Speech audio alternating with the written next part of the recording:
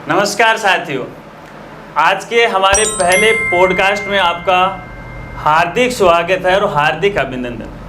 देखिए, आपको हर एक दिन में आपको शिक्षा से जुड़ी जानकारी है वो देता ही रहता हूँ। कभी योजनाओं के बारे में आपको बताता हूँ तो कभी शिक्षा के बारे में आपको बताता हूँ। और आज मैं आपको एक ऐसे महान व्यक्तित्व से जोड़ने जा रहा हूँ। आप उसको धर्म का नाम भी दे सकते हैं, लेकिन आज वाकई में आप ये जानोगे कि धर्म क्या चीज़ है।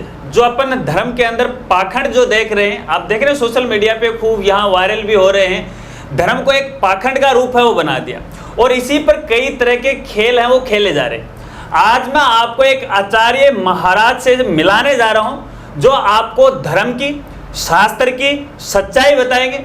ये जो महाराज हैं केवल अपने शिष्यों को है मंत्रों उच्चारण से ही उनके जीवन के उपाय वो बताते। चलिए मैं आपको उन शख्स से मिलाने जा रहा हूँ जिनका नाम है अनुदेवाचार्य महाराज। सबसे पहले महाराज जी, आपका हमारे इस चैनल पर बहुत बहुत स्वागत, हार्दिक अभिनंदन है। हमारी जो ऑडियंस है हर दिन एक शिक्षा की जो जानकारी मैं शेयर करता हूँ, लेकिन कई बार मुझे ये देखने को मिल रहा है कि अपने जो धर्म है उसमें बहुत पाखंड यहाँ पे हो रहा है। आज उस धर्म के बारे में आपको बताना है। सबसे पहले आप अपना जो सामान्य परिचय है वो दीजिएगा। आप सभी को नमस्कार। जय श्री नाथ जी महाराज की जय श्री कृष्णा।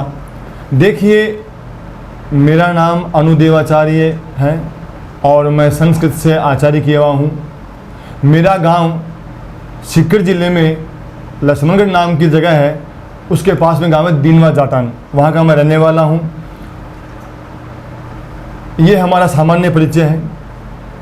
ये जिसको आप यूँ कहिए कि एक भौतिक परिचय है, क्योंकि कबीर जी कहते हैं कि अपना तो कुछ है ही नहीं। लेकिन आज मुझे बड़ी खुशी हो रही है कि आपने अभी तक जितने भी वीडियो बनाए हैं वो केवल शिक्षा के ही बनाए हैं। जी जी।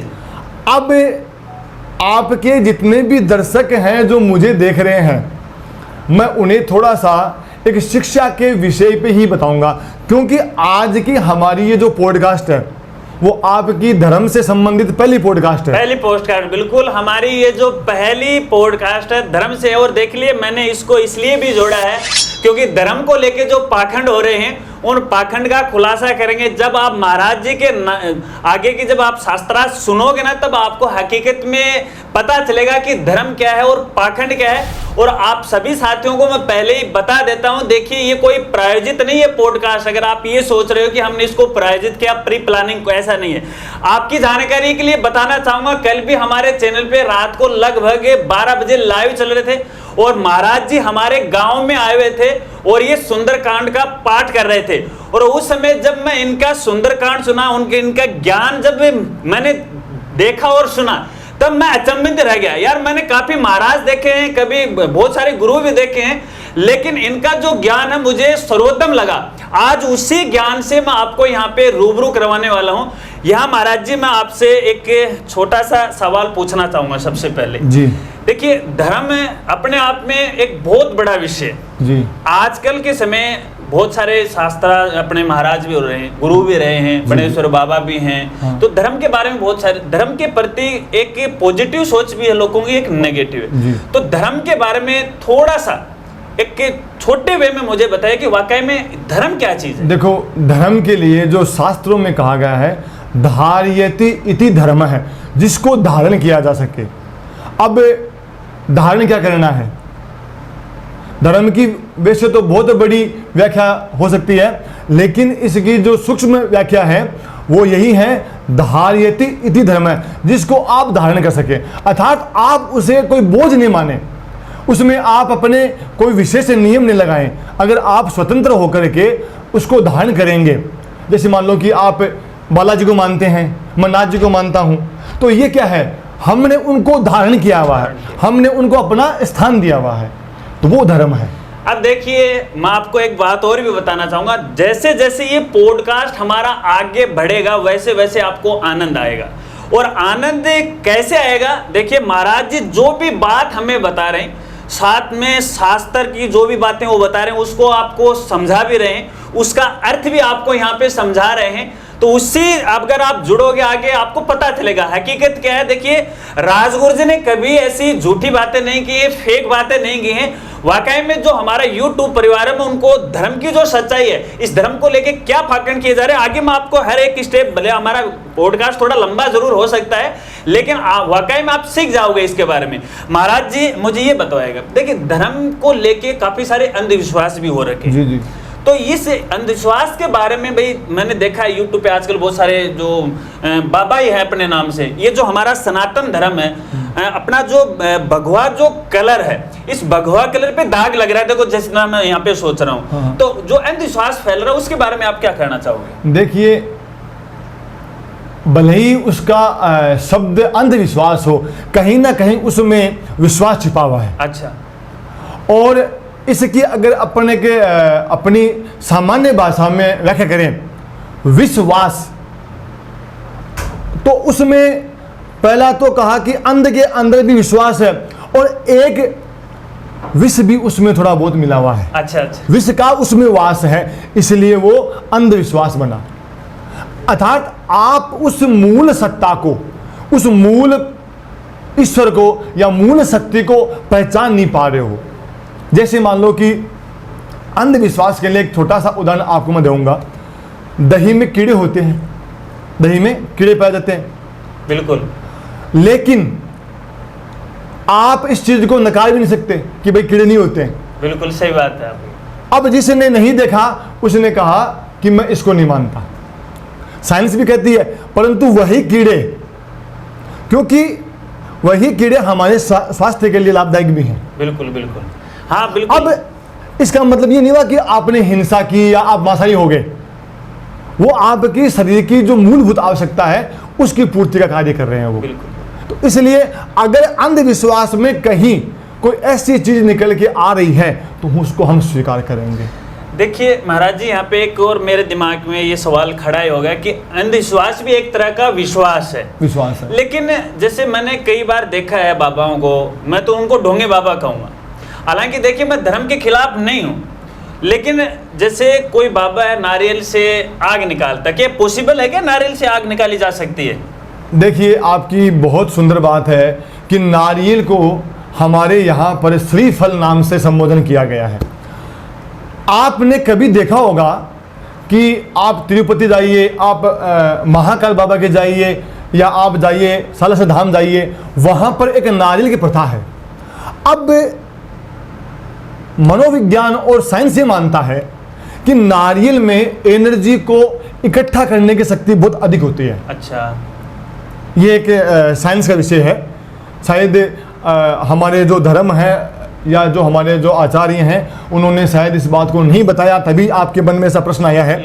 परंतु नारिकेल फल सम्मितम बचो भारवे है, भारवी एक बहुत अच्छे कवि हुए हैं और उनकी जो वाणी है उसको नारियल के लिए माना गया है, क्योंकि नारियल है वो ऊपर से कड़वा होता है और अंदर से नरम होता है, तो उसके अंदर एक शक्ति होती है। प्राचीन समय में हमारे पास में कोई यंत्र तो थे नहीं, तो एक कंपास होता था, कंपास, बिल्कुल दिशा सूचक के जी हाँ। उस यंत्र को आप कहीं भी रख दीजिए, जहां भी आपकी मन की इच्छा हो वहां पे, उसका जो एक सिरा है वो हमेशा नॉर्थ की ओर होगा। बिल्कुल हाँ सही। वो नॉर्थ की तरफ क्यों होता है? कभी आपने देखा? नहीं देखा। कभी आपने सुना? क्योंकि नॉर्थ है वो क्या है, ऊर्जा का भंडार है, चुंबक तत्व है उसमें। चुंबक तत्व उसमें, हाँ। तो इसके लिए कालिदास जी ने कहा है, अस्तु तरस्याम दिशि देवात्मा हिमालयो नाम नगाधिराज है। ये क्या है, एक ऐसी शक्ति का पुंज है हिमालय, और हमारे जो राष्ट्रगान इत्यादि है उसमें भी हिमालय का बहुत बड़ा वर्णन किया गया है, तो मैं विशेष रूप में नहीं जाऊंगा। ठीक उसी प्रकार से नारियल कार्य करता है। नारियल के अंदर सकारात्मक ऊर्जा को आकृष्ट करने का विशेष गुण है। अब आप उसमें आग जला रहे हो, तो ये बात आप कोई सिद्धि के माध्यम से तो हो सकती है, अभी तक मैंने तो नहीं देखा। कहने का मतलब ये है कि नारियल से आग नहीं जलाई जा सकती, और जो जला रहे हैं वो पाखंड कर रहे हैं। देखिए ऐसा ही एक विषय आपके यहाँ पर झुंझुनू में राजगढ़ में कोई गांव है ऐसा, हाँ हुआ वहां था पर आया था पहले। तो वहां पर कुछ साइंस के ही बिंदुओं का ही उसमें समावेश किया गया था कि उसमें कुछ ऐसा कोई केमिकल था सल्फर टाइप का। तो हो सकता है कि आजकल साइंस है वो बहुत आगे पहुंच चुकी है। बिल्कुल, बहुत सारे एक्सपेरिमेंट भी बच्चे भी कर रहे हैं, स्टूडेंट भी कर रहे हैं। जब जो रासायनिक पदार्थ को मिलाते हैं उसमें आग लगती है जी। अभी जैसे पर्ची वाले बाबा जी, हाँ। बहुत सारे पर्ची वाले बाबा जी, हाँ। तो बणवेश्वर बाबा जी का अपने आप में एक बहुत बड़ा नाम है, जनता का उनमें विश्वास भी है। और मैंने भी देखा है, उनके पॉडकास्ट भी देखे हैं, सोशल मीडिया पे खूब वायरल है, बहुत जनता वहां जाते भी है। जी जी। तो इनके बारे में आपका क्या कहना है, जो पर्चे निकालते हैं जी। तो वाकई में ये सही है कि गलत है? देखो ऐसा है कि ज्योतिष एक अलग विषय है और पर्ची एक अलग विषय है। अब जैसा कि अपन आपके माध्यम से ही जैसा आपने देखा है या सुना है वही मैंने भी देखा है, मैंने सुना है। उनके सामने कोई व्यक्ति आता है उससे पहले ही वो पर्ची निकाल करके रखते हैं। तो आप चलिए मेरे साथ में श्री हनुमान चालीसा में, वहाँ पर अष्ट सिद्धियों और नव निधियों का उल्लेख किया गया है। तो एक सिद्धि होती है, अब उसमें क्या है कि किसी के पास में सतोगुणी सिद्धि है, किसी के पास में रजोगुणी सिद्धि है और किसी के पास में तमोगुणी सिद्धि है। आज मैं बात करता हूँ हमारे जो पूज्य गुरुदेव हैं, दादा गुरु हैं श्री सदानाथ जी महाराज, जो शेखावाटी अंचल के नहीं पूरे भारतवर्ष के संतों में नाम गिना जाता है उनका। जी। जैसा कि उनकी जब मैं रचनाएं पढ़ता हूँ अच्छा, तो उनसे अधिकतर आपके जो चौधरी समाज के जो बंधु हैं बहुत उनसे जुड़े हुए हैं और उनकी रचनाओं में, उनकी कृतियों में, उनकी जीवनी में ऐसे ऐसे मैं उदाहरण देखता हूं कि वहां पर आपको कल्पना भी बाहर है आपकी।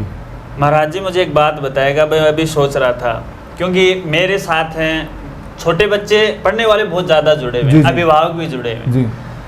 अपने नाम के आगे अनोदाचार्य आया जी। ये आचार्य का क्या मतलब है? देखो मतलब कोई ये शिक्षा होती है कि कैसे हाँ, लगाया जी। जाता है ये? देखो आचार्य जो शब्द है वो संस्कृत में श्रेष्ठता के लिए किया गया जाता है। जैसे भारत के जो पहले के जो ऋषि मुनि थे उन्हें आर्य संबोधन किया गया उनको, हाँ, आर्य शब्द से। हाँ। तो आर्य और आचार्य ये दोनों ही श्रेष्ठता के द्योतक हैं। अब दूसरा बिंदु ये है आपका कि आचार्य हैं, जैसे आपके एमए होता है, मास्टर ऑफ आर्ट्स होता है, जी, जी। जो एक मास्टर डिग्री होती है, हाँ, हाँ। वैसे ही संस्कृत में आप आचार्य कर सकते हो।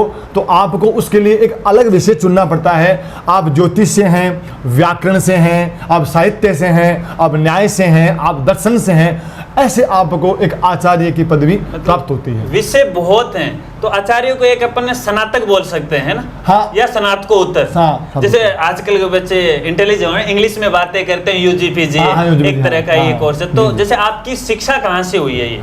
देखिए मेरा शिक्षा का ऐसा है कि मैं बता दूं कि मैं कई बार मेरे जो सामान्य मेरा जो सोशल मीडिया अकाउंट है उस पर मैं डालता रहता हूं कि मुझे बाल्यकाल से, जीवन से ही 2 गुरुओं का, विशेष सिद्ध गुरुओं का आशीर्वाद रहा है। बचपन में जब मैं बिल्कुल छोटा मोटा बोलना पढ़ रहा था, उस समय मेरे को नाथ पंथ के जो मेरे गुरुदेव हैं, जिनकी आज 5 वर्षों है, अच्छा, दिवंगत हुए, उनको आज 40 वर्ष हो चुके हैं, उनका मुझे आशीर्वाद प्रदान हुआ, जिनका नाम ही श्रद्धा है।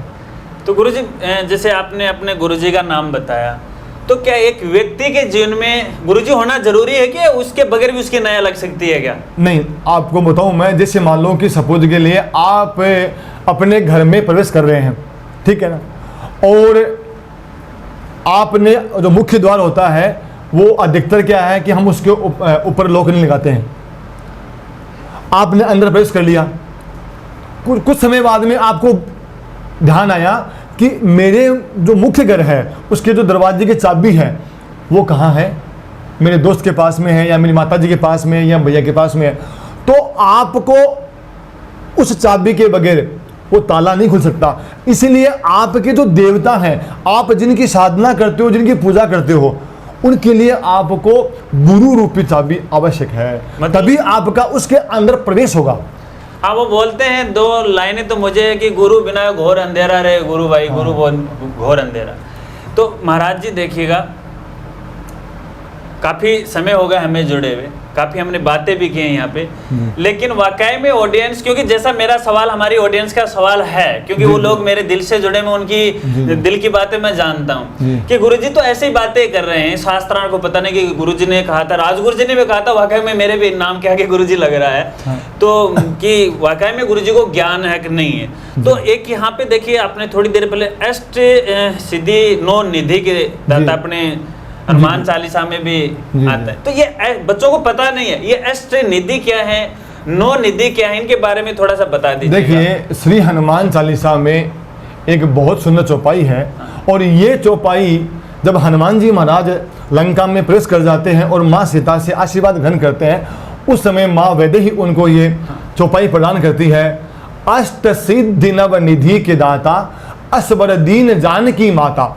जो ये 8 सिद्धियां हैं, जिसमें जो सबसे पहली सिद्धि है जिसका नाम है अणिमा, अच्छा, गरिमा, लघिमा। तो हनुमान जी महाराज जब लंका में प्रवेश करते हैं तो कहते हैं कि मशक समान रूप कपिधरी। मशक कहते हैं बिल्ली के छोटे बच्चे जितना। आपने सुना होगा कि सुरसा के सामने जाते हैं तो सुरसा है वो अपना 100 योजन का मुख फैला लेती है, हनुमान जी महाराज तुरंत छोटे हो जाते हैं। तो ये क्या है, ये उनके पास में सिद्धियां हैं कि पल भर में ही, इसलिए हनुमान जी महाराज का नाम है मनोजवम, जिनकी मन से भी अधिक गति है, यह वो कहते हैं वेद को संस्कृत में। अच्छा, हाँ, तो इसलिए सुरसा को तो 1200 किलोमीटर का मुख फैलाया था उसने, 100 योजन का। 1200 किलोमीटर का? हाँ, 1200 किलोमीटर का। देखिएगा साथियों, अगर आपने पढ़ा है, देखा, सुना होगा, मैं तो देखो हालांकि इतना शास्त्र का ज्ञाता हो नहीं, क्योंकि मेरी शिक्षा ही दूसरे तरीके की रही है। गुरुजी बोल रहे हैं कि 1200 किलोमीटर, अब ये 1200 किलोमीटर का मुंह इतना बड़ा, ये तो बहुत बड़ा हो गया। तो इसमें आप देखिए कि जैसे मान लो कि हम योजन शब्द को कहा गया है ना, तो योजन शब्द में एक योजन में 12 किलोमीटर होते हैं। अब कहते हैं कि सत योजन ते ही आनन की ना, आनन कहते हैं मुख को, तो सुरसा ने क्या किया, 100 योजन का मुख फैलाया, तो उसमें आप उसको मल्टीप्लाई कर दीजिए सीधा। हाँ, हो गया, ये तो सीधा सीधा ही हो गया, बड़ा हो गया। अब आपका जो प्रश्न है अष्ट सिद्धि वाला, तो जैसे ही सुरसा ने बढ़ाया तो सुरसा के पास में वो सिद्धियां नहीं थी। जब तक सुरसा अपना मुंह बंद कर पाती तब तक अनिमा नामक सिद्धि का प्रयोग कर करके हनुमान जी महाराज सुरसा के मुख में जा करके बाहर जो अंदर उसके जो लीवर का जो फंक्शन वगैरह जो थे, आधे घंटे में सब कुछ ठीक ठाक कर करके और बाहर आ जाते हैं और आकर के अपनी बल और बुद्धि का परिचय देते हैं। मतलब वो पेट में घूम के आगे इतने उनकी बुद्धि है, तेज है, ये सिद्धि का प्रयोग है। अच्छा, वो सिद्धि का प्रयोग है। हाँ, ठीक है महाराज जी। देखो, अपना धर्म ग्रंथ गीता है। अब एक बीच में आपका एक था निधि। निधि, हाँ। तो निधि को हम कहते हैं खजाना, खजाना, भंडार जिसको कहते हैं। अच्छा। तो पहली जो निधि है वह पद्म है। क्या है? पद्म। दूसरी है महापद्म। अब मैं विशेष नो नहीं बताऊंगा आपको, क्योंकि आपके पास में मेरे को लगता है कि जैसी आपकी जिज्ञासा है, तो मुझे लगता है कि मैं विशेष नहीं बोल करके केवल आपको संतुष्टि उत्तर प्रदान करूं, जिससे आपके जितने भी दर्शक हैं जो मुझे देख रहे हैं, जो मुझे सुन रहे हैं, और मैं चाहता हूं कि उन्हें भी इस चीज़ का ज्ञान हो, हनुमान चालीसा पढ़ें तो उनके अंदर वो भाव आने जरूरी है।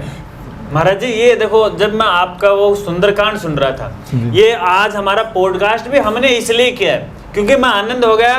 गुरु मेरे भी रहे हुए हैं, ऐसी बात नहीं है कि मेरे गुरु नहीं रहे, लेकिन जितना ज्ञान आपके पास है, मैं YouTube पे, सोशल मीडिया पे खूब वीडियोज यहाँ मैं देखता रहता हूँ, लेकिन जो ज्ञान आपसे मुझे मिला है, मात्र 5 घंटों का समय होगा, उन 5 घंटों में मैंने आपको परखा है, ये मेरा अनुभव भी है। अब देखो, आप तो महान है, मैंने जांच लिया इस चीज़ को लेके, इसलिए आज मेरे लिए ये पॉडकास्ट करना जरूरी हो गया कि हमारे जो भी श्रोता हैं उन सबको पता चले कि वाकई में कौन महाराज होता है, कौन गुरु होता है, कौन बाबा होता है, धर्म क्या चीज़ है, ये सारी चीज़ें उसमें शामिल होती हैं। तो यहाँ पे देखिए, अपने हिंदू धर्म का सबसे बड़ा ग्रंथ गीता है जी। अब गीता को लेके भी कई तरह के सवाल इधर उधर के लोग उठा देते हैं कई बार। तो एक व्यक्ति के जीवन में गीता को पढ़ना, हिंदू धर्म की बात करूं, पढ़ना जरूरी है क्या? देखिए कि जो गीता है वो एक ऐसा ग्रंथ है। अब हमारे यहाँ पर क्या है कि एक प्रथा है जिसको आप जो श्रोता बैठे हुए हैं शायद वो मेरे पे कमेंट भी कर सकते हैं कि हमने इसको रूढ़िवादी ले लिया है कि मरने के बाद में या मरणास्थान के बाद में हम गीता सुनाते हैं। अच्छा। ऐसी एक रूढ़िवादी परंपरा हो चुकी है, परंतु गीता तो जीवन जीने के लिए है। अगर आप कोई समस्या में कोई प्रश्न आपको नहीं मिल रहा है, जैसे गोस्वामी जी की एक रचना है मानस, उसमें एक श्री राम सलाका है। अगर आपका कोई ज्योतिषी अगर आपको उस प्रश्न का संतुष्टिपूर्वक जवाब नहीं दे पा रहा है, या आपकी वो अंधविश्वास की भाषा में कहूँ कि आपकी बुझा नहीं आ रही है या आपकी छाया नहीं आ रही है किसी में, तो आप अपने घर पे आइए, दिया जलाइए, भगवान राम को प्रणाम कीजिए, माँ भगवती को प्रणाम कीजिए, ज्ञान की देवी को, और उस राम शलाका में केवल अपना एक बिंदु वहाँ अंकित कर लीजिए, और अंकित कर करके और वहाँ से आप 9 गिनिए, और 9 गिनने के बाद में एक चौपाई बनेगी। उस चौपाई से आपका जो प्रश्न है उसका उत्तर आपको मिल जाएगा। हाँ, तो ऐसे ही ये भगवत गीता है। अगर आप अपने जीवन में ऐसी परेशानी से उलझ रहे हो, या ऐसा कोई संकट आपके जीवन में आन पड़ा है कि कोई भी गुरु या जैसा कि सक्षम व्यक्ति है वो आपको अपने अनुसार या संतुष्टिपूर्वक आपको जवाब नहीं दे पा रहा है, तो आप भगवत गीता का अध्ययन कीजिए। निश्चित ही कई बार क्या होता है, जैसे आपने मुझे फ़ोन किया या आपके को दर्शक आपको लाइक करते हैं, जब आप उनको फ़ोन करते हैं तो क्या करते हैं, अरे सर सर सर मैं आपको याद करता गुरुजी। हाँ हाँ, ये क्या है, ये इसको आपने इत्तेफाक शब्द से संबोधन किया है। ये वो एनर्जी मैच कर रही है आपकी, और जैसे ही आप उस अपनी जिस समस्या से ग्रसित हैं, जो प्रश्न आपके मन में चल रहा है, जिसका उत्तर आपको नहीं मिल पा रहा है, उस उत्तर को आप जैसे ही उस गीता को पढ़ेंगे, संयोगवश जैसा आपका प्रश्न होगा वही अध्याय खुलेगा और वही श्लोक आपके सामने आ जाएगा। ये अपने गीता की विशेषता, ये अपनी गीता की विशेषता है। हाँ। महाराज मेरे भी एक ये सवाल आ गया कई बार कि मैंने बहुत सारी पब्लिकेशन की गीता देखी हैं, जी जो प्रिंट करते हैं वो। जी जी। हमारा धर्मग्रंथ तो बहुत पुराना है। हाँ। वो तो हमें मूल रूप से तो प्राप्ति नहीं हो सकता। जी। वो तो जहाँ पे रखा वहीं पे रखा है। लेकिन मैं भी कई बार संकोच में हो जाता हूँ कि मुझे कौन सी गीता लेके आनी चाहिए या खरीद के लेके आनी चाहिए, कहाँ की श्रेष्ठ है, जिससे कि वो जो मेन अपनी मुख्य गीता थी जी उसका पूरा उसमें रूप आ जाए। जी। आप देखिए बिल्कुल बहुत सुंदर आपने प्रश्न किया है कि जो गीता का जो विषय है, वो ग्रंथ का जो विषय है, वो हमारे यहाँ पर सनातन संस्कृति की एक बहुत सुंदर प्रकाशन है जिसका नाम है गीता प्रेस गोरखपुर। वहाँ की जो गीता है, मैं नहीं कहता कि सब ने अपनी अपनी व्याख्या की है। जैसे एक जो दर्शक सुन रहे हैं उनको मैं एक हिंदी भाषा में एक छोटा सा उदाहरण देना चाहूँगा। एक बार क्या होता है, एक वकील एक कवि होता है, वो कविता पाठ करके आ रहा होता है, और जब उसे भूख लगती है रात्रि को, तो वो एक ढाबे पे जाकर के भोजन की तलाश करता है। तो वहाँ पर अच्छे अच्छे श्लोक के कोटेशन लिखे हुए थे जी, अच्छे अच्छे, जैसे गायत्री मंत्र हुआ, ओम नमः शिवाय हुआ, ऐसे ओम नमः भगवते वासुदेवाय हुआ। उन सबको देख करके उसके मन में ये भावना होती है कि यहाँ का जो ओनर है, जो मालिक है इस होटल का, वो कितना धार्मिक होगा। हाँ। मन में भाव होता है। तो भाव होता है तो उसके होता है कि अगर इसका मूल्य, अगर थाली का मूल्य 100 रुपये है तो मैं 500 रुपये दूंगा, ऐसा उसके भाव होता है अंदर कि यार ये सनातन संस्कृति जुड़ा हुआ है। कुछ समय में क्या होता है कि उसको भोजन परोसते हैं, इतने में वो मालिक आता है, उसने वो त्रिपुंड वगैरह किया होता है, हाथ में माला वाला धारण की होती है, और जैसे ही उसको भोजन दिया जाता है तो एक मुंडेर पे बैठा हुआ कौवा होता है। ये कहानी वापस आपको गीता जी के जो आपका प्रश्न है वहीं पे लेके आऊंगा वापस में। जी, ये एक बिल्कुल बिल्कुल जरूरी दर्शक को इस बात को पता होना चाहिए वाकई में, क्योंकि कंफ्यूज है, जैसे मैं कंफ्यूज हूँ और भी कंफ्यूज है जी। तो वहां पर जैसे ही वो आते हैं तो एक दही का कटोरी उसको देते हैं। अब वो जो मुंडे पे बैठा कौवा है वो उस कटोरी में चोंच मार देता है, और चोंच मारती ही वो दही खराब हो जाता है। ये सब मांजरा वो देख रहा है, कौन? उसका मालिक जी। अब जिसके थाली में चोंच मारा उसे कोई दिक्कत नहीं है, लेकिन जब तक वो उड़ता है तो वो एक पिस्टल निकालता है और उसको मार डालता है। किसको? कौवे को। अब जो उसके मन में भाव थे, कवि के मन में भाव थे, क्योंकि कवि का तो पता आपको कि उसकी कल्पना ही अलग होती है, जहां पहुंचने रवि वहां पहुंचता था कवि।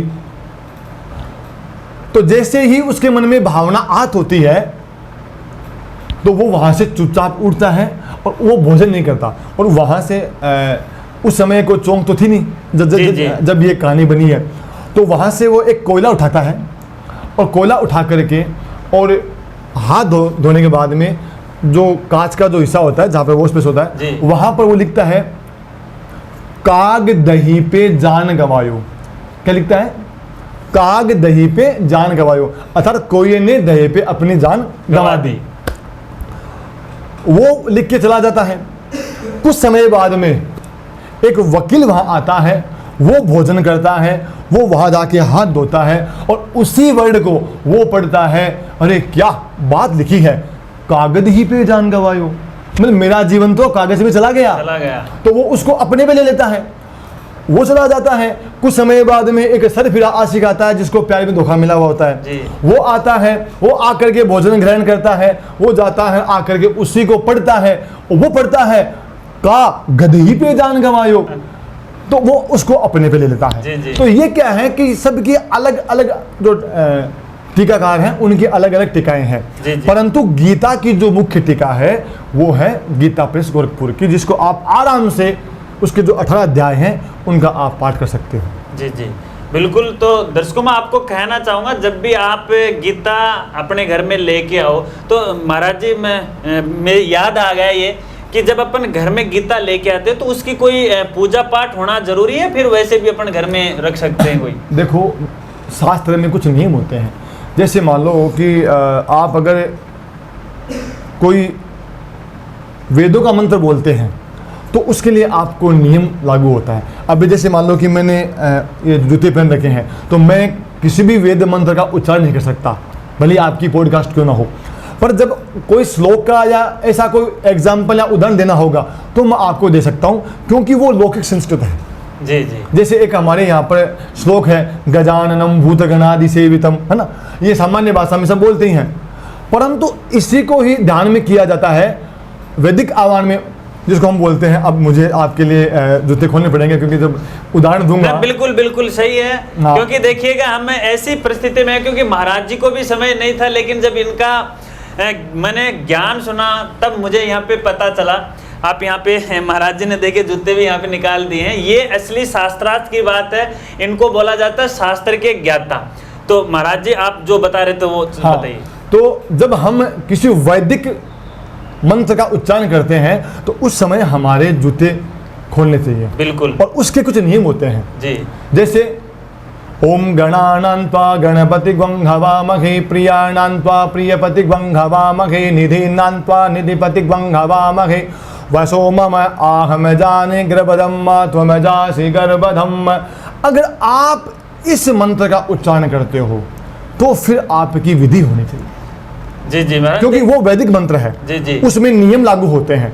आपने जैसे ओम गंग गणपते बोला तो आप इसका उच्चारण जब आपकी मर्जी हो, जब आपकी भावना हो तो आप कर सकते हो, कैसे भी। हाँ कोई दिक्कत नहीं। ओम गंग गणपते नमः या गणेशाय नमः, श्री गणेशाय नमः है, जो भी आपका भाव हो उसमें कर सकते हो।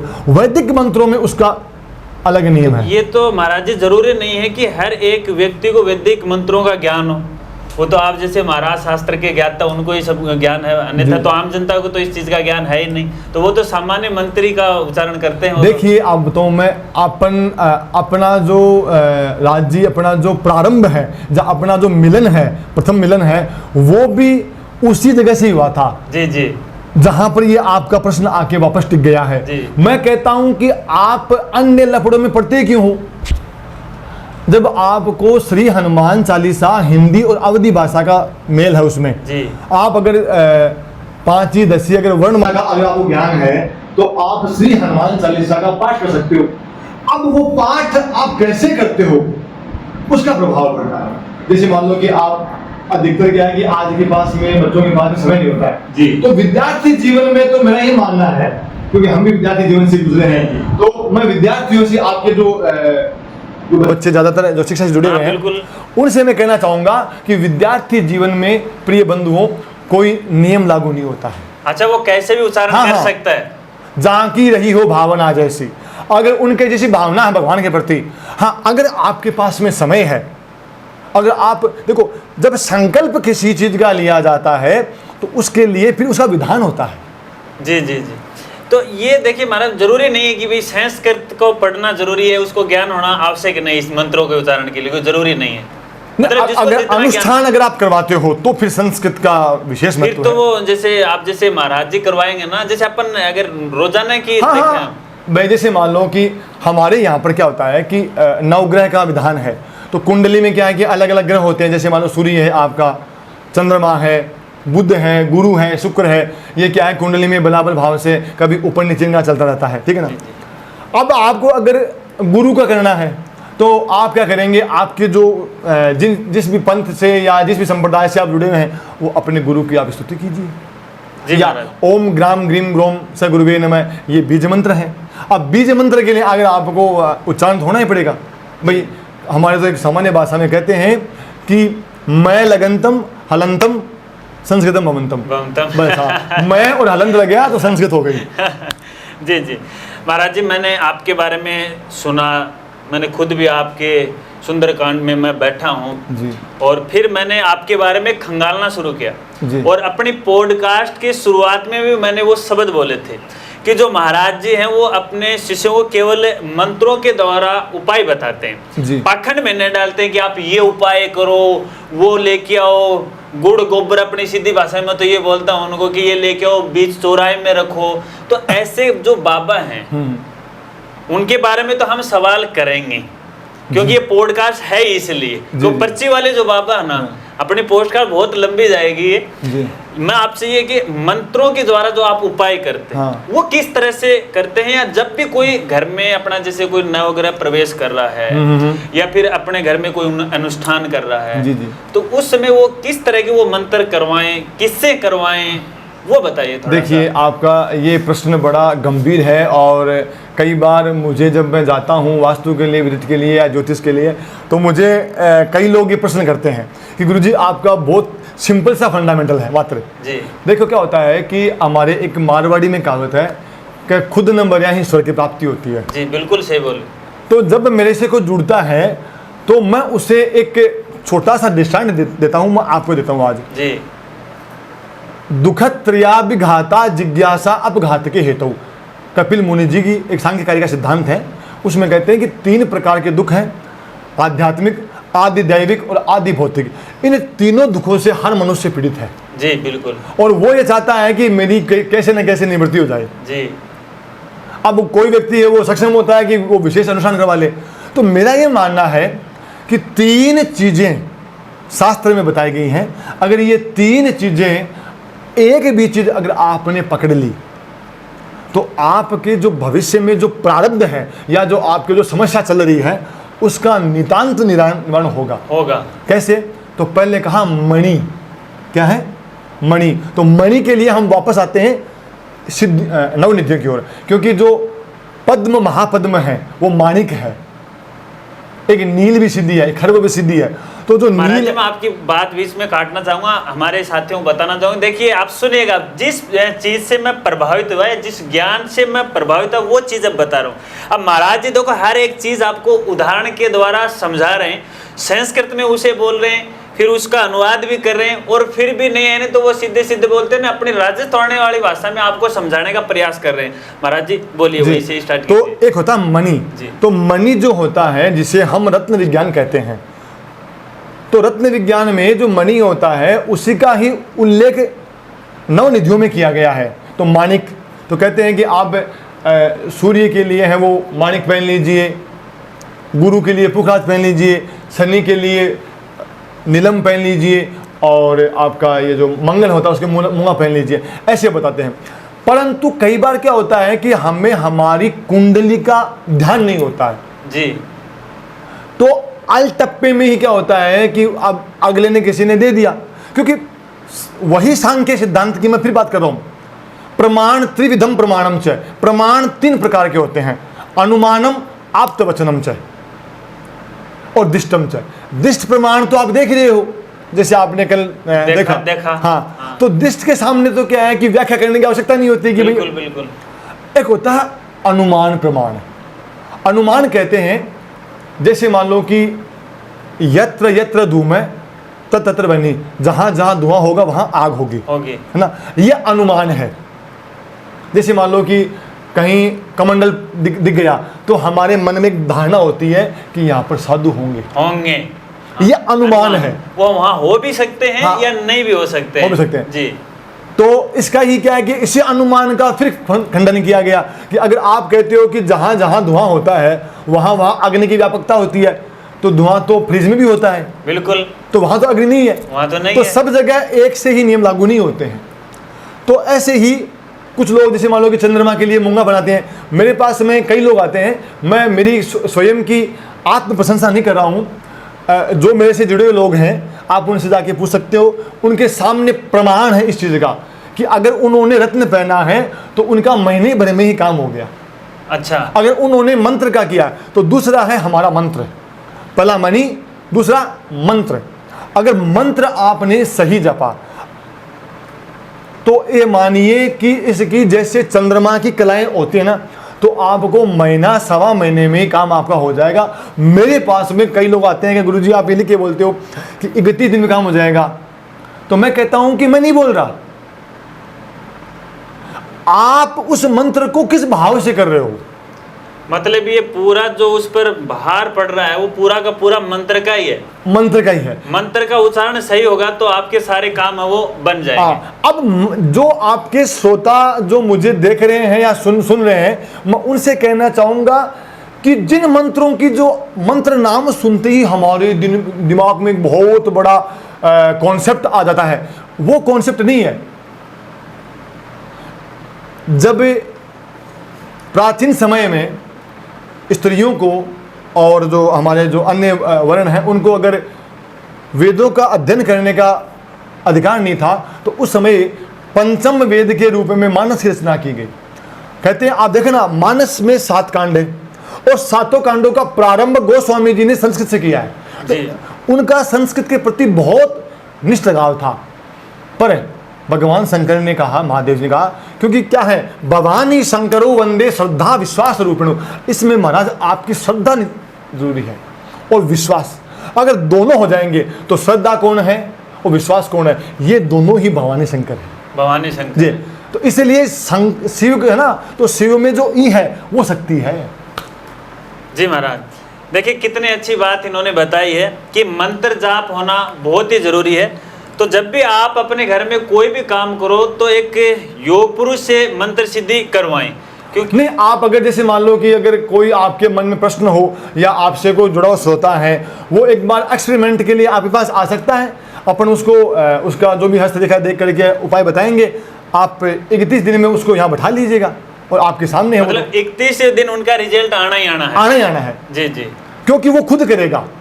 लेकिन एक अब युवा पीढ़ी की बात देखें, आगे ये बात जब मंत्रों की बात है मेरे भी याद आएगी कि युवा जो पीढ़ी है वो मेहनत तो करना नहीं चाहती है और अचानक से पैसे वो कमाना चाहती है। तो ऐसा कोई मंत्र बता दो ना कि बस वो 31 दिन में पैसे ही पैसे हो जाए उनके। देखिए, आपने बहुत सुंदर बात कही है और इसको आप भले ही आपने प्रश्न इसका व्यंग्यात्मक रूप में किया है, परंतु इसका एक बहुत सुंदर उदाहरण है।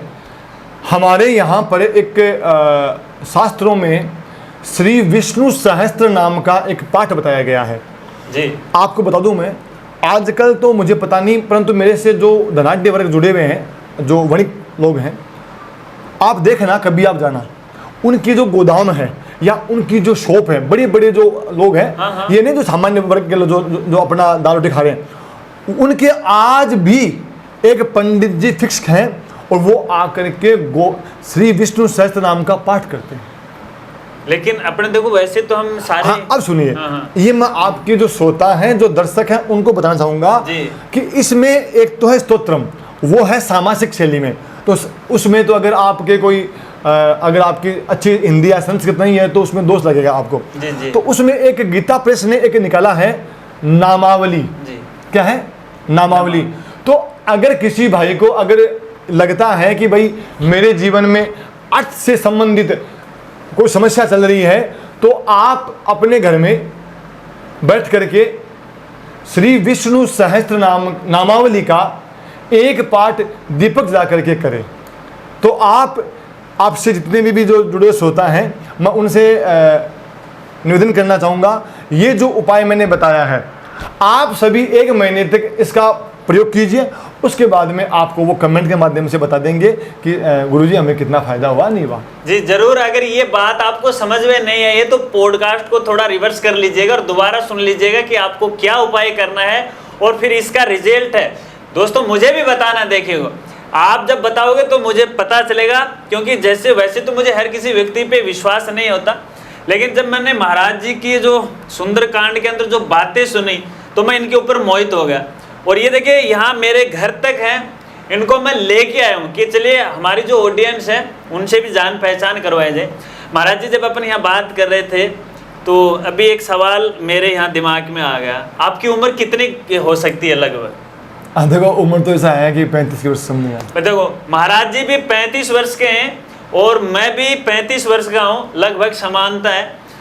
अब आपका ये भी सवाल हो सकता है, क्योंकि ऑडियंस को मैं अच्छी तरह से जानता हूँ कि एक 35 वर्ष की उम्र में वो हमें क्या शास्त्रार्थ पढ़ाएगा, तो इस बारे में अगर कोई सवाल है क्या, मैंने ही रख दिया आपके सामने। जी देखो, तो इसका क्या जवाब होगा? देखो आपका जो संबोधन है या जो आपका वक्तव्य है वो बहुत सही है, लेकिन कुमार संभव में एक सूक्ति है, धर्म वृद्धेषु वयन समक्षते।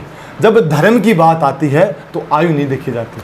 जी जी, तो इसमें जैसे भी बहुत सारे जैसे अपने के धर्म और शास्त्र का अपने का अध्ययन करना पड़ता है जी। तो इस 35 वर्ष तक उम्र में आराम से मतलब वो बन सकते। देखो 35 वर्ष में नहीं है, मेरा तो ये मानना है कि सबसे पहले तो आपको भगवान राम की जो ठाकुर जी कृपा आप पे होनी चाहिए, जो मैंने कल सुंदरकांड बताया था। जी जी, कि जहाँ पर कृपा राम की होई तहाँ पर कृपा करे सब कोई। जी जी, कृपा होने जरूरी है। हाँ देखिए, पढ़ाई कौन नहीं करता, यूपीएससी एग्जाम कौन नहीं देता, हाँ आरएस कौन नहीं बनना चाहता, बिल्कुल बिल्कुल सब बनना देना। हाँ। कई लोगों को इससे मैंने सुना है कि कई लोग 20-20 किताब पढ़ कर की वो सफल नहीं हो पाते, और किसी व्यक्ति ने लुसेंट नाम की बुक खरीदी और उसके 20 क्वेश्चन उसी में पढ़ गए। बिल्कुल। अब उसमें क्या कहोगे आप, उसे क्या कहोगे? ऐसा उदाहरण मेरे सामने तो कई बार आया है, हो सकता है आपके सामने भी आया होगा। हाँ बिल्कुल बिल्कुल। अभी देखिए एक अपने घर समाज के अंदर बहुत तीज त्यौहार आते हैं जी। महिलाएं हैं व्रत रखते हैं, पुरुष हैं वो भी व्रत रखते हैं जी जी। और कुछ मेरे जैसे हैं वो व्रत रखते भी नहीं। अच्छा। अब जैसे जो व्रत रखना जरूरी है कि कोई अपने जैसे उसकी जो भी इच्छा हो उसकी पूर्ति प्राप्ति करने के लिए, चाहे वो किसी भी देवी देवता का रखे, ये जरूरी है क्या? देखिए व्रत शब्द है उसको शास्त्रों में उपवास शब्द से संबोधन किया गया जी। तो वास है वो वसती नाम की धातु से बनता है, और उप है एक उपसर्ग है व्याकरण में, प्र प्रा अपसम। जैसे मेरा नाम अनुदेव है तो मेरा एक उपसर्ग है अनु, जो देवताओं का अनुसरण करता है, से अनुदेव है जी। हाँ। इसलिए आपको महाराज बोल रहे हैं। हाँ। तो उपवास का जो संबंध है वो क्या है कि मेरी जो विचारधारा है, जो मेरा जो कॉन्सेप्ट है, मैं ये मानता हूँ कि जैसे मान लो कि आपने मंगलवार कर रखा है या आपके मित्र ने मंगलवार कर रखा है, तो आप घर से बाहर कभी भी जाओगे या घर पे रहोगे तो अगर आपकी धर्मपत्नी ने या माताजी ने अगर भूल से भी अगर लहसुन या प्याज का छौंक लगा दिया, हाथ लग गया, तो उनके भले ही उपवास आपने कर रखा व्रत, उनके दिमाग में एक बात आएगी कि बालाजी का इनके उपवास है, तो आपके माध्यम से वो भी तो स्मरण कर रहे ना उनका। जी जी। तो व्रत रखना जरूरी है क्या? ये एक प्रकार की शरीर की क्रिया है। तो मैंने अगर करेंगे तो आजकल क्या है कि हम खाने के इतने आदी हो चुके हैं, तो मेरा ये मानना है कि इसमें कहीं ना कहीं साइंस भी इन्वॉल्व है कि भाई अगर आप महीने में हफ्ते में एक बार उपवास रखते हैं तो आपका जो शरीर का जो पाचन तंत्र है वो भी ठीक रहेगा। भाई ये देखिए महाराज जी, मैंने तो बहुत कम व्रत किए हैं, मैं करता नहीं हूँ, पूजा करता हूँ, बालाजी की पूजा करता हूँ, मेरे वही देवता हैं जी। तो जैसे मंगलवार जो भी शनिवार मैं नहीं करता हूँ कभी। तो इसका मतलब मैं उनकी पूजा मेरे हृदय से उनकी एक अलग ही भावना लग रही है। जी हाँ। लेकिन अपने शरीर को भूखा रख के और व्रत करना, तो इससे क्या भगवान खुश होंगे? नहीं, वो एक अलग कॉन्सेप्ट है कि भाई जैसे मान लो सपोज के लिए कई बार सुनते हैं ना कि भाई आपने उपवास कर रखा है और जैसे ही आपका उपवास टूटा तो आपने इतना खा लिया कि आपको अपच हो गया। ऐसा नहीं है। उपवास का मतलब मैंने बताया आपको कि इसका सीधा संबंध विज्ञान से है, साइंस से है कि अगर आप हफ्ते में एक बार उपवास रखते हो तो आपका जो पाचन तंत्र है वो ठीक रहेगा, डिहाइड्रेशन आपको नहीं होगा। मतलब व्रत का ये है कि अपने शरीर को व्यवस्थित रखने के लिए व्रत करना हाँ, हाँ। चाहिए। और लेकिन हमारे- आजकल की तो ये जो महिलाएं व्रत के नाम पे जिस दिन व्रत रखते हैं, किसी का भी रखो, किसी देव देवता का, तो उसमें बहुत खाते पीते हैं, तो फिर तो उसका कोई नहीं, फायदा फिर उसका नहीं, मतलब नहीं। कोई मतलब नहीं, नहीं। नहीं। मतलब अपने शरीर उसमें आपका अपने ऊपर नियंत्रण नहीं रहा ना, तो फिर कहेंगे उपवास। मतलब अपने शरीर की शुद्धिकरण के लिए आप व्रत रखिए। हाँ। आपका ये मतलब है, भगवान को खुश करने के लिए व्रत की आवश्यकता नहीं है। हमने बचपन में पढ़ा था कि एक स्वस्थ मस्तिष्क में ही अच्छे विचार का वास होता है। बिल्कुल जी। तो अगर आपने संज्ञा दे रखी है व्रत की और खाने पे तुले हुए हो, तो उससे अच्छा है कि आप आराम से भोजन कर करके भजन करो ना, क्या दिक्कत है? हाँ, उसमें कोई दिक्कत कहाँ आ रही है? व्रत का नाम भी क्यों ले रहे हो? जी बिल्कुल सही है जी। महाराज जी। यहाँ पे देखिएगा, वैसे तो पॉडकास्ट बहुत सारे मेरे सवाल है मन में, सब तो मैं नहीं यहाँ ले सकता, फिर कभी एक नई पॉडकास्ट में हम श्रोताओं को सुनाओगे। लेकिन मुझे एक बात, क्योंकि सबके घर में समस्याएं रहती हैं, जैसे आपने बताया कि मंत्रों से उपाय करना। जी जी। तो कोई भी हमारे जो भी व्यूअर हैं, आपके मंत्रों से अपने घर का कोई उपाय करवाना चाहता है, हाँ या फिर अपने घर में कोई सुंदरकांड करवाना चाहता है, तो आप कहीं पर भी अपने राजस्थान में या अपने भारतवर्ष में जा सकते हैं क्या? देखो, जाते ही हैं, ऐसी बात जी, है। जी।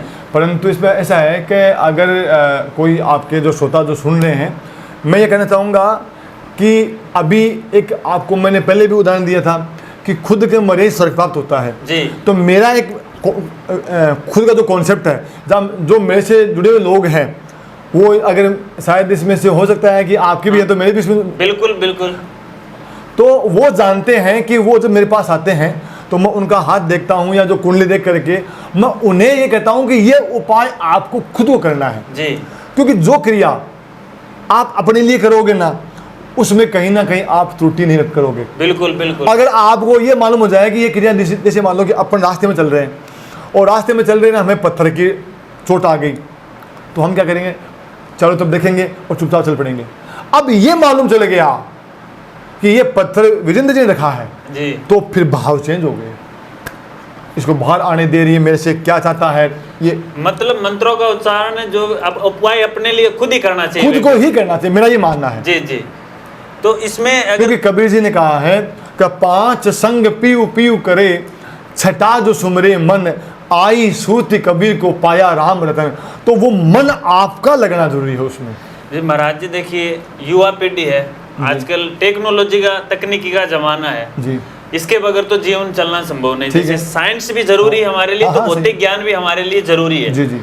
तो अभी के समय जैसे मंत्र हैं, अपने पुराण हैं, वेद हैं, शास्त्र हैं, तो आजकल के बच्चों को ये पढ़ाए नहीं जा रहा है। ठीक है। क्योंकि जो सिलेबस में उनके है ही नहीं, टॉपिक ही नहीं है। जैसे है। हर साल सिलेबस चेंज होता है।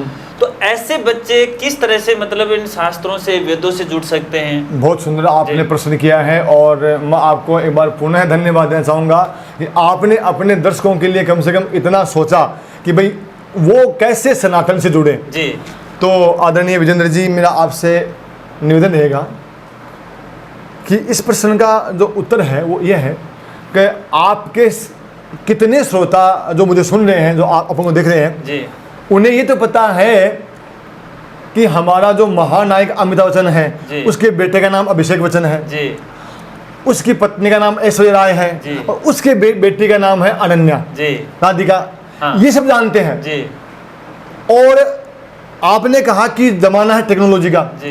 तो अपन इतने सारे सॉफ्टवेयर डाउनलोड कर सकते हैं। तो एक छोटा सा सॉफ्टवेयर आप डाउनलोड कर लीजिए, और वो या किसी आपके पास में कोई अच्छे कोई पंडित जी हो, जानकार हो, उनके पास में आप अपनी DOB लेके चले जाएं, डेट ऑफ बर्थ। नहीं है तो मेरे को कमेंट कर दें आपके माध्यम से, जो भी है, और वहाँ जा कर के आप केवल अपना नक्षत्र देखें।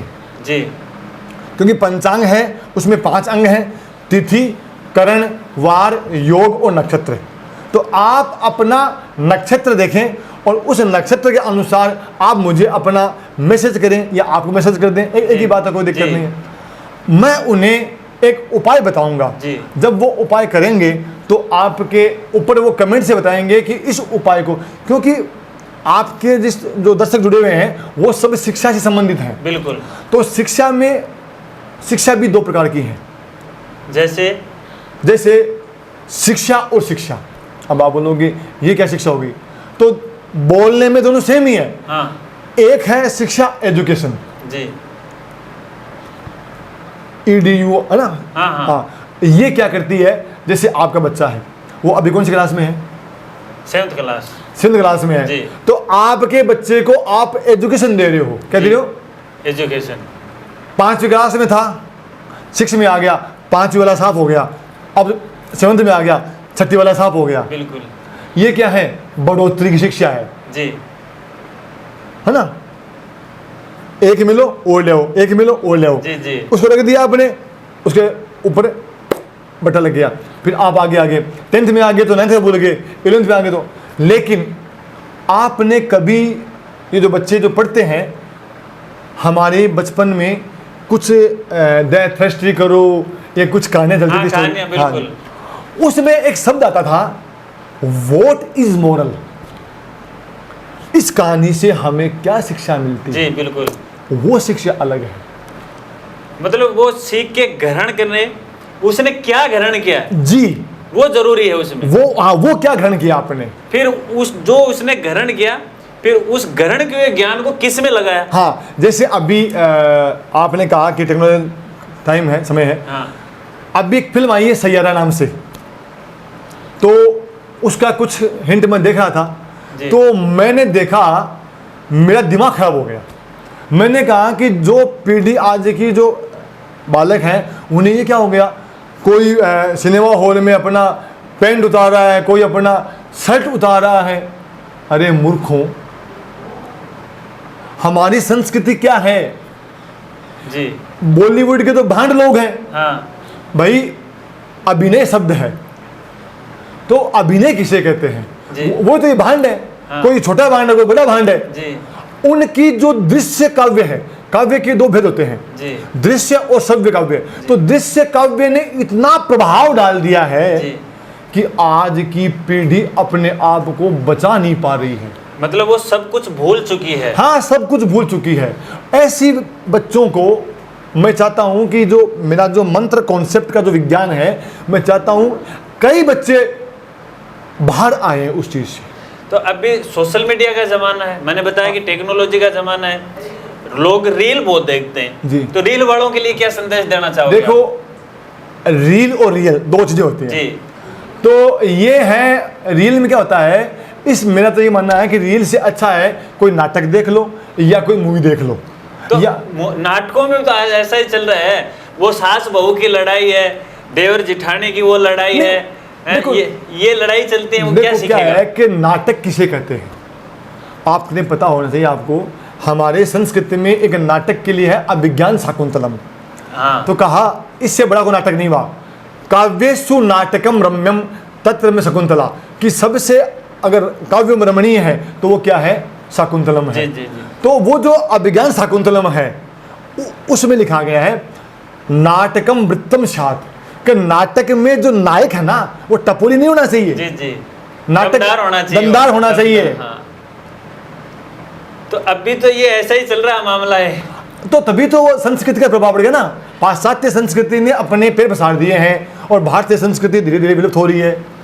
महाराज जी देखिए, अपने आपको भी जाना है और मैं अपने ऑडियंस से कहना चाहूँगा कि फिर कभी आप हमारे स्टैंडर्ड पॉडकास्ट में अब तक की जितनी भी बातें महाराज जी ने आपको बताई हैं, अगर आपने ध्यान से नहीं सुना है तो आप सुनिएगा, उन पे विचार कीजिएगा, मनन कीजिएगा, और उसके बाद अगर आपको ऐसा लग रहा है कि महाराज जी ने कुछ अच्छी बातें बताई। हालांकि सवाल तो मेरे बहुत हैं, खजाना बहुत है मेरे पास है, मैं खुद ही यहाँ पे कंफ्यूज होंगे मैं क्या तो पूछूं और क्या नहीं पूछूं, कितने शब्दों में इसमें पॉडकास्ट को है वो पूरा करूं। क्योंकि महाराज जी आपको भी जाना है, सुंदरकांड था उसमें भी आपको जाना है, मंदिर का प्रस्थान भी वो भी आपको करना है। तो इसलिए मैं लास्ट और अंतिम आपसे एक सवाल पूछना चाहता हूँ कि हमारे जो भी अभी श्रोता हैं उनको आप ऐसा कोई उपाय बताएं कि उनके घर में किसी प्रकार की कोई समस्या नहीं है और इसके लिए वो क्या कर सकते हैं।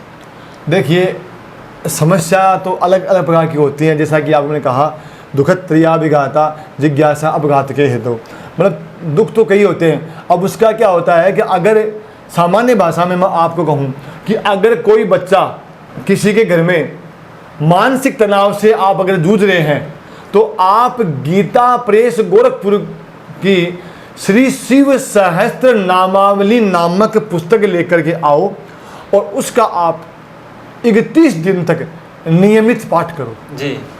और जो व्यक्ति हमारे जो श्रोता सुन रहे हैं, आपके श्रोता, उनसे मैं निवेदन करूंगा कि आप आदरणीय राजगुरु जी को अपना कमेंट, क्योंकि कमेंट में आप स्वतंत्र हैं जी, बिल्कुल आपके ऊपर किसी निष्पक्ष आप कीजिएगा। हाँ। क्योंकि हमारी जो ये पॉडकास्ट है वो भी निष्पक्ष है, कोई पेड प्रमोशन भी नहीं है। वाकई में जो शास्त्र की जो बातें हैं उनके लिए मैंने महाराज जी को यहाँ पे बुलाया जी। आगे बताइए। तो आप उस कमेंट के माध्यम से ये बताइए कि हमारे घर में ये समस्या चल रही थी और इसके लिए हमने ये पाठ किया। अब जैसे मान लो कई बार क्या होता है कि आपके तो लाखों में लोग जुड़े हुए हैं जी, बिल्कुल ठीक है ना, सहस्त्री लाखों में लक्षम। तो मेरा ये निवेदन आपसे कि अगर किसी बच्चों की या किसी परिवार के जो सदस्यों की अगर एक जैसी समस्या हो, जैसे मान लो कि 50 कमेंट आए तो 25 बच्चों की समस्या अगर समान रूप में है तो आप मुझे उन बच्चों का वो मैसेज बताइए कि गुरुजी ये बच्चे हैं, 25 बच्चे हैं या 25 श्रोता हैं जो दर्शक हैं, उन्होंने हमें ये बताया है कि हमारे जीवन में ये समस्या चल रही है। तो उसका मैं आपको एक उपाय बताऊंगा और उसी उपाय से आप देखना कि 25 में से कितनों का काम सिद्ध होता है। जी जी महाराज जी के मैं सीधे शब्दों में आपको बताना चाहूंगा कि अगर आपके कोई भी समस्या है वो समस्या आप हमारे साथ शेयर कीजिएगा, हम मैं महाराज जी को भेजेंगे और मैं भी इस बात का प्रैक्टिकल करूंगा। देखिए मैं भी इस चीज़ से अनुभवी हूँ, लेकिन इनके जो ज्ञान था उससे मैं प्रभावित हुआ हूँ। तो आप कमेंट कीजिएगा, आपके घर में जो भी समस्याएं आ रही हैं मैं महाराज जी तक वो पहुंचाऊंगा। और सभी जो साथी मुझे इंस्टाग्राम पे मैसेज कर दीजिएगा, कमेंट कर दीजिएगा, इंस्टाग्राम पे मैसेज कर दीजिएगा, मैं डायरेक्ट महाराज जी की जो भी आपकी समस्या, फिर ये जो उपाय बताएंगे वो मैं आपके साथ वो शेयर करूंगा। इसमें थोड़ा देखिए टाइम लग सकता है महाराज, क्योंकि हाँ देखिए हाँ बिल्कुल भाई क्रिया तो होनी चाहिए ना। हाँ। जैसे मान लो कि अपन क्योंकि ये वेद और आयुर्वेद दोनों एक साथ चलते हैं जी महाराज जी। जैसे हमने पॉडकास्ट की शुरुआत की धर्म से जी, तो अपने एक हिंदू धर्म के अंदर एक व्यक्ति के पूरे जीवन भर में जी उसको क्या ऐसा एक कार्य करना चाहिए कि उसको मतलब उसके सारे अपने सीधी भाषा में तो बेड़े पार हो जाएं। देखो साहब, ऐसा है कि आपका ये प्रश्न है वो बहुत गंभीर और व्यापक प्रश्न है जी। परंतु यत पिंडे तत् ब्रह्मांडे, जो पिंड में है वही ब्रह्मांड में है या जो ब्रह्मांड में है वही पिंड में है। तो मैं तो ज़्यादा नहीं कहूँगा, मानस की एक पंक्ति है, पृथ्वी जल अग्नि वायु आकाश, ये 5 पिंड हैं जिनसे हमारा शरीर बना हुआ है जी। तो आप अधिक से अधिक पेड़ लगाएं जी। प्रातः काल उठ करके पृथ्वी माता को प्रणाम करें कि हे माता, हमारा परम सौभाग्य है कि हमने आपके ऊपर अपना आश्रय लिया हुआ है जी। गौ माता को प्रणाम करें, क्योंकि जो आपके अधिकतर विद्यार्थी, जीवन के विद्यार्थी हैं जो श्रोता हैं, अगर वो गौ माता को प्रणाम करेंगे तो जो असली जो गौ माता होती है, जिसको बोलते हैं वेद लक्षणा गाय बोलते हैं, उसके यहाँ पर थुई होती है, थुई, हाँ थुई होती है। तो उसमें सूर्य का वास है। मैं रोकना चाहूंगा, थुई को कुबड़ भी बोल सकते हैं। हाँ। अपने कई भाषाएं होते हैं, अलग अलग एरिया की भाषाएं होते हैं जी। व्याकरण में इसको बोलते हैं प्रवत्स दशांक मिणे, मतलब वो ऐसा है कि थुई जैसा होता है कुबड़, उसमें सूर्य ग्रह बैठा होता है जी। तो आपने देखा होगा कि अभी गुजरात में एक साइंटिस्ट है, उन्होंने वहां पर शोध किया है कि गाय का जो दूध है अच्छा। उसमें गोल्ड पाया गया। दूध में गोल्ड, सोना, हाँ जी, सोना मिला है, बिल्कुल सोना मिला है। और तो ये साइंस ने बताया है, ये साइंस ने बताया। देखो अध्यात्म और साइंस दोनों एक साथ जुड़ रहे हैं हाँ। यहाँ पे। अब क्या है कि जो थोड़ा सा अध्यात्म साइंस से अलग हुआ वो पाखंड का रूप ले लिया उसने। वो पाखंड का हो गया। बस मैं इसी मुद्दे पे यहाँ पे आने हाँ, वाला था अभी। हाँ। अभी ये जो पर्ची वाले बाबा है, हाँ। हालांकि विषय तो बहुत बड़ा है, इन पर्ची वाले बाबा को आप क्या कहना चाहोगे? मतलब अपने सीधे शब्द में कहना है। देखो क्या होता है कि मेरा तो ये मानना है कि अभी मैं भी कई बार न्यूज लेसन पे वगैरह पे देखता हूँ कि ऐसे ऐसे लोगों को ला करके वो खड़ा कर देते हैं जिन्हें एक मंत्र भी नहीं आता, जो मतलब कोई स्तुति भी नहीं जानते, ना उनको संगीत का ज्ञान है, और ऐसे लोगों को ला करके और दिखाते हैं, देखिए आज आपके सामने ये फलाने गुरु जी, ये फलाने आचार्य जी। जब तक आपने सांगोपांग विधि से शास्त्रों का अध्ययन नहीं किया, आपको संस्कृत का ज्ञान नहीं है, तो मेरे हिसाब से आपको पॉडकास्ट आने को हक भी नहीं है। बिल्कुल बिल्कुल। क्योंकि इससे क्या है कि जो श्रोता, जो देखने वाला है जी, क्योंकि जो श्रोता है ना वो कैसा होता है, श्रोता भी राजगुरु जी 3 प्रकार के होते हैं जी। एक होता है श्रोता, सुष्ठुम श्रावति इति श्रोता, जो अच्छी तरह से सुने। जैसे आपके अभी कोई श्रोता है, वो लाइव मुझे देख रहे होंगे, सुन रहे होंगे, तो वो हर बात को ध्यान से सुनेंगे। जी बिल्कुल।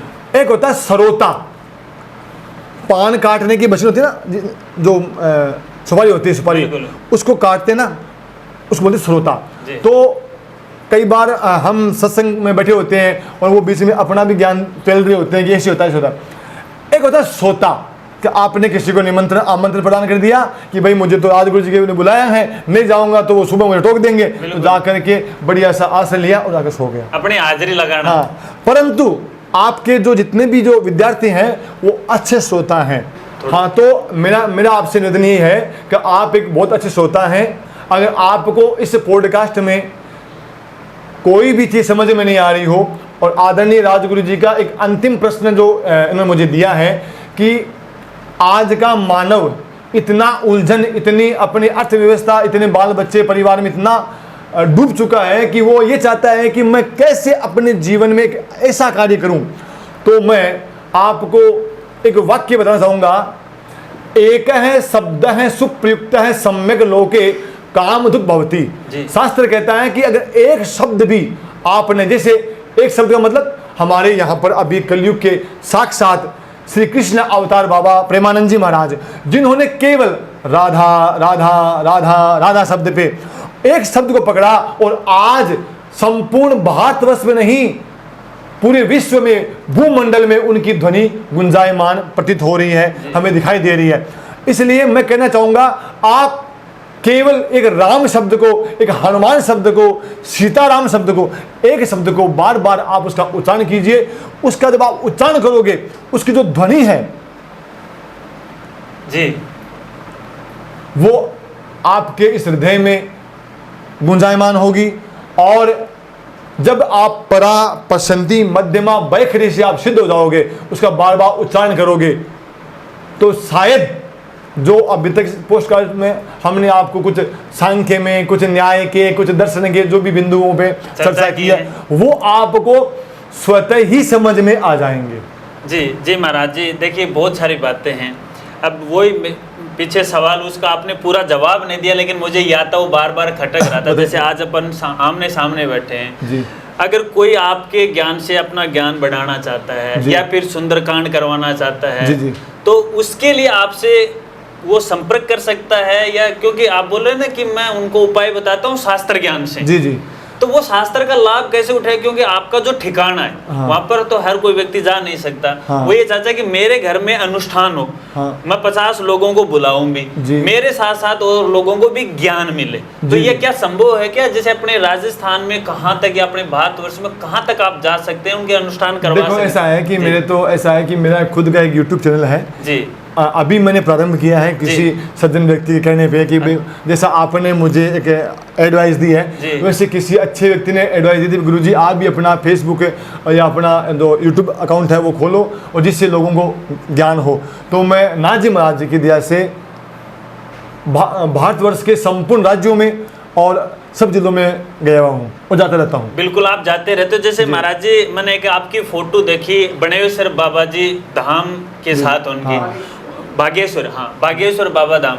तो वहाँ पे उनके और भी आचार्य थे, हालांकि देखिए मैं नाम नहीं जानता हूँ, क्योंकि देखिए मेरे वाला जो काम थोड़ा अलग है और ये जो शास्त्र वाला थोड़ा मामला अलग रह जाता है। तो वो जो फोटो है, हाँ। वो हालांकि मैं दर्शकों को दिखाऊंगा स्क्रीन के ऊपर, उस फोटो के बारे में बताइएगा थोड़ा सा। देखिए ऐसा है कि ये 251 कन्या विवाह उत्सव हमारे आचार्य श्री धीरेन्द्र शास्त्री जी ने बागेश्वर ने किया था। तो उसके उपलक्ष्य में हमें वहाँ बुलाया गया था और वहाँ पर हमें नाथ जी महाराज की दया से वैदिक मंगलाचरण करने का सौभाग्य प्राप्त हुआ था। जी, आपने वहाँ वैदिक मंगलाचार्य वहाँ पे हाँ। किया। तो देखिए आपने बागेश्वर बाबा के बहुत वीडियो देखे होंगे। अब देखो उन्होंने भी यहाँ उनको बुलाया तो कुछ न कुछ हस्ती जरूर होगी, कुछ न कुछ ज्ञान इनमें जरूर होगा। और देखिए राजगुरु जी जब भी कोई चीज़ पकड़ता है तो वाकई में वो वैसी चीज़ पकड़ता है कि उसमें कुछ आपको सीखने को मिले। देखिए हमारा पहला पॉडकास्ट, हालांकि मैं इस पॉडकास्ट को है मेरी एक अच्छी व्यवस्था के अनुसार शुरू करने जा रहा था। मेरी कोई व्यवस्था नहीं है, आप देखोगे मेरे कैमरे मेरे भी दरवाजे ऐसे ही बैठे, महाराज जी भी बैठे। हालांकि एक स्टैंडर्ड तरीके से मैं करना चाह रहा था, लेकिन मैंने सोचा कि ये ज्ञान मैं चूक न जाऊं और मेरे साथ हमारा जो यूट्यूब परिवार है वो चूक न जाए। इसलिए महाराज जी से मैंने निवेदन किया और महाराज जी मेरे घर तक यहाँ पे पहुँचा रहे और आज इस पॉडकास्ट में पधारे हैं। तो महाराज जी इसके लिए तो मैं आपको बहुत बहुत धन्यवाद और आपका मैं आभारी हूँ कि आपने ये केवल हमारे विद्यार्थियों के लिए बात माने कि मैं एक शिक्षा का जो रूप है वो वास्तविकता में वो बताना चाह रहा था। तो बस अंत में मेरा बस एक ये अंतिम मेरा सवाल है कि युवा पीढ़ी को क्या संदेश देना चाहोगे आप? देखो युवा पीढ़ी को मेरा केवल इतना संदेश है कि आज के समय में जो पाश्चात्य संस्कृति अपना कुठारघात हमारे जीवन पे कर रही है उससे आप बचें। और वही वापस मैं आपने बार बार सुंदरकांड का उल्लेख किया है, तो बाबा श्री गोस्वामी जी के जो रचना है उसमें 5 महाभूत हैं, पृथ्वी जल अग्नि वायु आकाश। तो आप अधिक से अधिक पेड़ लगाएं अपने जीवन में, गौ माता की आप सेवा करें और एक निज परिताप द्रवई न बनीता पर दुख द्रवई सो संत पुनीता। अगर आपके पास में कोई व्यक्ति आ जाए कि भाई मेरे ये समस्या है, तो आप उसका हो सके उतना उसकी सहायता मदद करें। क्योंकि जब आपने गीता के पुराणों की पता नहीं कितने कितने ग्रंथों की बात की, तो इन ग्रंथों का एक निचोड़ यही है, परोपकार पुण्याय पापाय परपीडनम। मतलब परोपकार करने से ही अपने पाप हैं उनका विनाश हो जाता है। बस जी जी। और दूसरों को अगर अपन पीड़ा प्रदान करते हैं, हमारे द्वारा कोई पीड़ा प्रदान होती है, तो उससे बड़ा कोई पाप नहीं है। जी जी महाराज जी, देखिए मैं जब भी भगवान की पूजा करता हूँ, मेरा आराध्य किसी व्यक्ति का कोई भी आराध्य देवी देवता हो सकता है, वो तो भाव होते हैं। तो मैं जब पूजा करता हूँ तो मैं यही शब्द मेरे मन में लेता हूँ कि हे ईश्वर, मेरी घर की इच्छाओं को समय पे पूरी करे, मेरे दर से कोई खाली न जाए, मैं भूखा सो न और मेरे दर से कोई भूखा न जाए। तो भगवान की कृपा से आज सब कुछ है, कोई समस्या नहीं है जी। तो ये जो मैं जो शब्द बोल रहा हूँ, क्या इन शब्दों में कुछ है क्या, कुछ ऐसा? देखिए आपकी भावनाएं हैं वो वसुधैव कुटुंबकम की अवधारणा को समाहित किए हैं। तो आजकल क्या है कि चाहे पूजा पाठ हो चाहे कुछ भी हो, ये सब हमने अगर आप देखे हो लास्ट में अंतिम में हम एक वाक्य बोलते हैं, सर्वे भवन्तु सुखिनः सर्वे सन्तु निरामया सर्वे भद्राणि पश्यन्तु माँ कश्चित् दुख भाग भवेत्। तो इसका मतलब ये होता है, मैंने संस्कृत में कह दिया और आपने अपनी भाषा में कह दिया कि भगवान सबका भला करे। जी महाराज। मेरे से किसी प्रकार से मन से वाचा कर्मणा कोई प्रकार का किसी से पाप नहीं बने, किसी की वाणी के द्वारा मेरे से कोई हिंसा नहीं हो, और कोई व्यक्ति मेरे से यहाँ पर जो आया है वो मेरे से रूठ करके नहीं जाए। महाराज जी, हमारे पॉडकास्ट में आने के लिए आपको बहुत बहुत धन्यवाद। और अब की बार और समय मिले तो इस पॉडकास्ट को व्यवस्थित तरीके से आगे अपन बढ़ाएंगे। आज समय भी कम है, बार बार इधर से इशारे भी हो रहे हैं, समाप्त करो। तो आपको मैं बहुत आभारी रहूँगा और कि आपने हमारे इस विद्यार्थी जीवन के लिए यहाँ पे अपना समय निकाल के आए, इसके लिए मैं आभारी रहूँगा। मैं आपके विद्यार्थियों को एक छोटी सा एक श्लोक बताऊँगा, विद्यार्थी ने सुखो विद्या सुखार्थी ने कुदचित।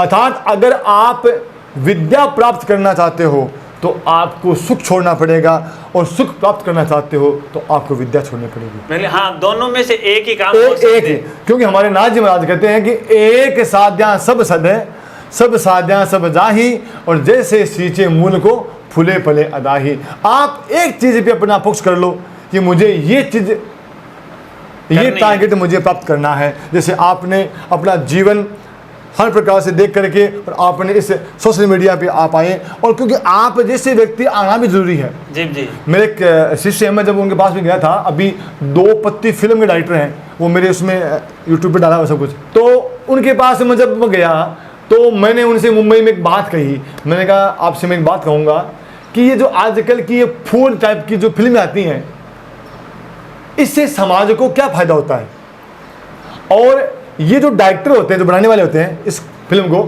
उनके मन में क्या भाव होते हैं।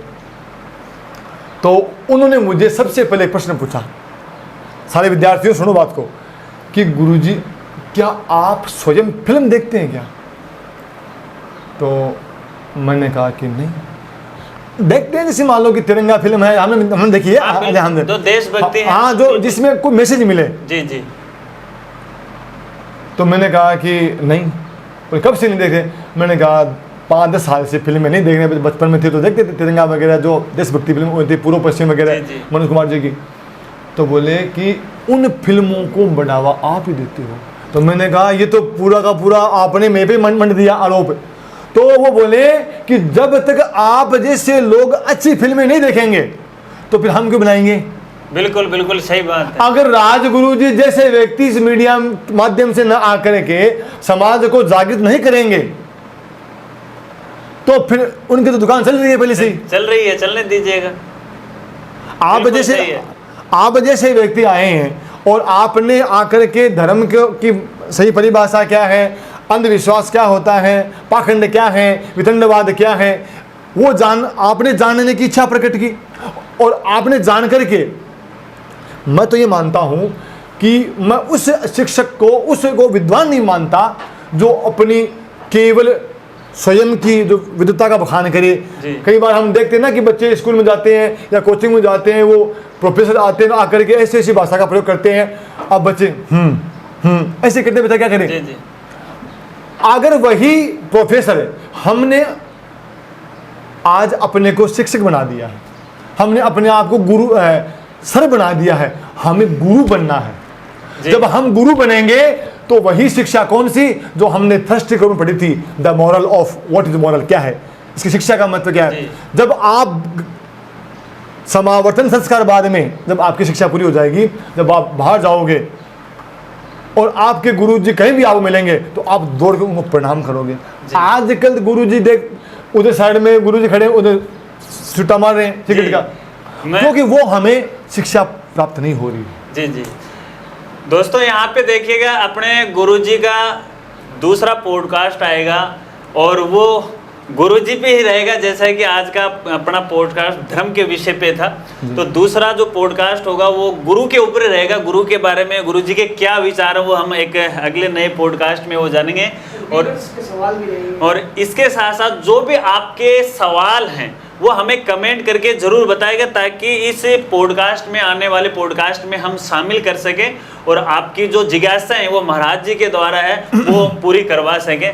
तो महाराज जी, अंत में आपको बहुत बहुत धन्यवाद। आपको भी धन्यवाद बहुत बहुत, क्योंकि जो रथ आपने चलाया और उसमें आपने हमें बैठाया, तो उसमें हम तो अपने आप को कृतार्थ मानते भी हैं, परंतु इसको क्या है, पार्थ आप हैं।